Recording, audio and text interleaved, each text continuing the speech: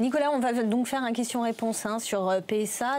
D'abord, 5 milliards de pertes nettes. Est-ce que c'est grave, docteur? Oui, c'est grave, c'est historique. Mais alors attention, sur 5 milliards, vous avez 4,7 milliards qui sont des dépréciations d'actifs. Ça veut dire que PSA a remis à jour la valeur réelle de ses actifs dans son bilan. Par exemple, l'usine d'Aulnay, c'est un actif, sa valeur tend vers zéro dans le bilan. La vraie perte opérationnelle correspondant au business pur, aux ventes, au chiffre d'affaires, elle est de 576 millions d'euros et pas de 5 milliards d'euros. C'est très important. Cette perte, pour autant, est-elle inquiétante?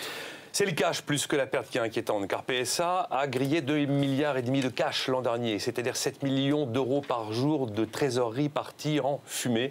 Et PSA n'espère un équilibre sur cette partie trésorerie qu'à compter de 2014. Le cash, c'est la clé, absolument. La CGT a-t-elle raison de parler d'artifice comptable, de dire que PSA a recalculé à la baisse la valeur de ses actifs pour justifier finalement la fermeture d'Aulnay? Non, ça c'est complètement bidon. Une entreprise ne réduit pas de 4,7 milliards d'euros la valeur de son bilan pour enfumer un syndicat. Ça n'existe pas. En plus, PSA a des obligations liées à des normes comptables. PSA ne fait pas ce qu'il veut.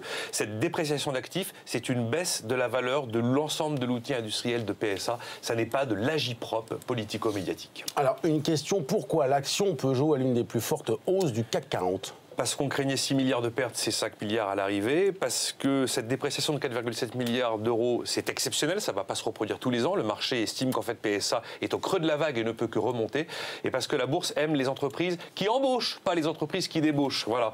Les entreprises qui se donnent les moyens de rebondir. Une entreprise sur le long terme qui performe en bourse est une entreprise qui embauche et qui gagne de l'argent, pas une entreprise qui débauche. 5e et dernière question, est-ce que PSA peut mourir ?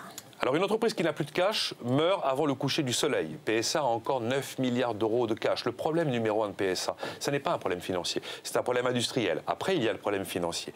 PSA, a priori, ne va pas mourir, mais en tout cas, PSA devient clairement une cible. Soit l'État entrera au capital de PSA, mais à mon sens, ça n'est pas souhaitable, car ce n'est pas un problème financier, mais un problème industriel. Soit ce sera un industriel qui entrera au capital de PSA, et c'est effectivement ce qui pourrait arriver.